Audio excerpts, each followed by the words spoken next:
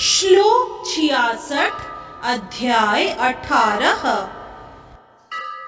सर्वधर्मान् परित्यज्य मामेकं शरणं व्रज अहं त्वां सर्वपापेभ्यो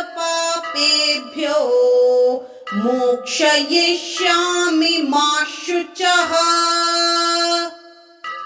इस श्लोक के संदर्भ में एक दोहा प्रस्तुत है। कर्मयोग हो सांख्य वा जितने साधन अन्य, सर्वश्रेष्ठ मम शरण में आना भाव अनन्य, आना भाव अनन्य। केवल मन और बुद्धि से शरणागति नहीं पूर्ण, स्वयं समर्पित पूर्ण तब शरणागति संपूर्ण, शरणागति संपूर्ण। इस श्लोक में श्री कृष्ण अर्जुन को कहते हैं, समस्त प्रकार के धर्मों का परित्याग करो और मेरी शरण में आओ। मैं समस्त पापों से तुम्हारा उद्धार कर दूंगा, डरो मत। यदि इस श्लोक का विस्तार करें तो भगवान ने अनेक प्रकार के ज्ञान तथा धर्म की विधियां बताई हैं। परब्रह्म का ज्ञान, परमात्मा का ज्ञान, अनेक प्रकार के आश्रमों तथा वर्णों का ज्ञान, संन्यास का ज्ञान, अनासक्ति, इंद्रिय तथा मन का संयम, ध्यान आदि का ज्ञान।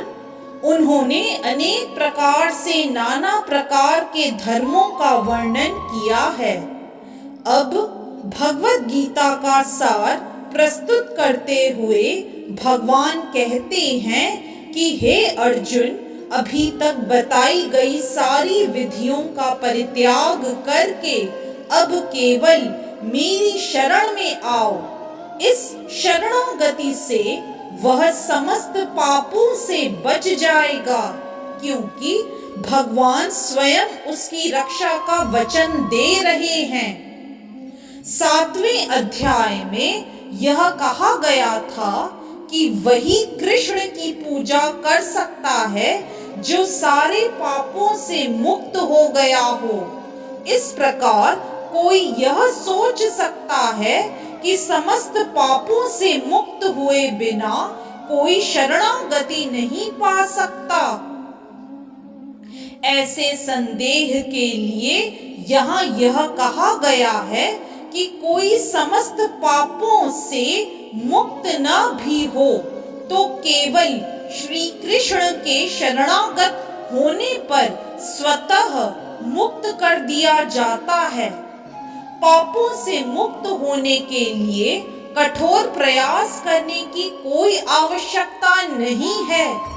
मनुष्य को बिना झिझक के कृष्ण को समस्त जीवों के रक्षक के रूप में स्वीकार कर लेना चाहिए। उसे चाहिए कि श्रद्धा तथा प्रेम से उनकी शरण ग्रहण करे।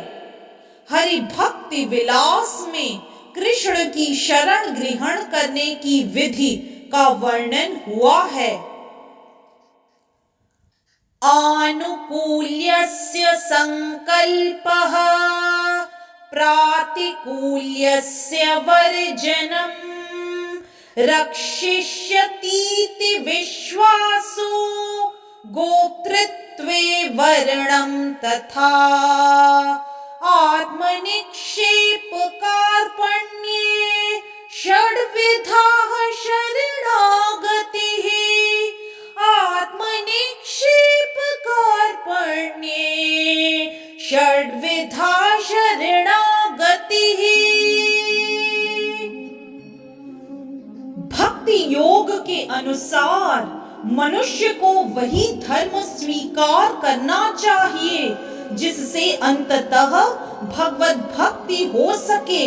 समाज में अपनी स्थिति के अनुसार कोई एक विशेष कर्म कर सकता है, लेकिन यदि अपना कर्म करने से कोई कृष्ण भावनामृत तक नहीं पहुंच पाता तो उसके सारे कार्यकलाप व्यर्थ हो जाते हैं। जिस कर्म से कृष्ण भावनामृत की पूर्णावस्था न प्राप्त हो सके उससे बचना चाहिए। मनुष्य को विश्वास होना चाहिए कि कृष्ण समस्त परिस्थितियों में उसकी सभी कठिनाइयों से रक्षा करेंगे। इसके विषय में सोचने की कोई आवश्यकता नहीं कि जीवन निर्वाह कैसे होगा, कृष्ण इसको संभालेंगे। मनुष्य को चाहिए कि वह अपने आप को निस्सहाय माने और अपने जीवन की प्रगति के लिए कृष्ण को ही अवलंब समझे। पूर्ण कृष्ण भावनामृत होकर भगवत भक्ति में प्रवृत्त होते ही वह प्रकृति के समस्त कल्मश से मुक्त हो जाता है। धर्म की विविध विधियां हैं और ज्ञान, ध्यान, योग आदि जैसे शुद्ध करने वाले अनुष्ठान हैं, लेकिन जो कृष्ण के शरणागत हो जाता है उसे इतने सारे अनुष्ठानों के पालन की आवश्यकता नहीं रह जाती। कृष्ण की शरण में जाने मात्र से वह व्यर्थ समय गंवाने से बच जाएगा।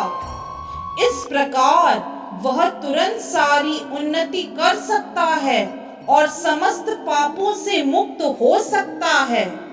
श्री कृष्ण की सुंदर छवि के प्रति मनुष्य को आकृष्ट होना चाहिए। उनका नाम कृष्ण इसलिए पड़ा क्योंकि वे सर्वाकर्षक हैं। जो व्यक्ति कृष्ण की सुंदर सर्वशक्तिमान छवि से आकृष्ट होता है वह भाग्यशाली है। आध्यात्मवादी कई प्रकार के होते हैं। कुछ निर्गुण ब्रह्म के प्रति आकृष्ट होते हैं, कुछ परमात्मा के प्रति, लेकिन जो भगवान के साकार रूप के प्रति आकृष्ट होता है और इससे भी बढ़कर जो साक्षात भगवान कृष्ण के प्रति आकृष्ट होता है वह सर्वोच्च योगी है। दूसरे शब्दों में अनन्य भाव से कृष्ण की भक्ति गुह्यतम ज्ञान है और संपूर्ण गीता का यही सार है। कर्मयोगी, दार्शनिक, योगी तथा भक्त सभी आध्यात्मवादी कहलाते हैं, लेकिन इनमें से शुद्ध भक्त ही सर्वश्रेष्ठ है। यहाँ पर मां शुचः, मत डरो, मत झिझको, मत चिंता करो विशिष्ट शब्दों का प्रयोग अत्यंत सार्थक है। मनुष्य को यही चिंता होती है कि वह किस प्रकार सारे धर्मों को त्यागे और एकमात्र कृष्ण की शरण में जाए, लेकिन ऐसी चिंता व्यर्थ है। इस तरह से श्लोक 66 अध्याय 18 की व्याख्या यही संपन्न होती है। हरे कृष्ण। यदि आज का वीडियो आपको पसंद आया तो कृपया लाइक, सब्सक्राइब, कमेंट और शेयर करना न भूलें। चैनल का नाम है मिस्टिक फेथ।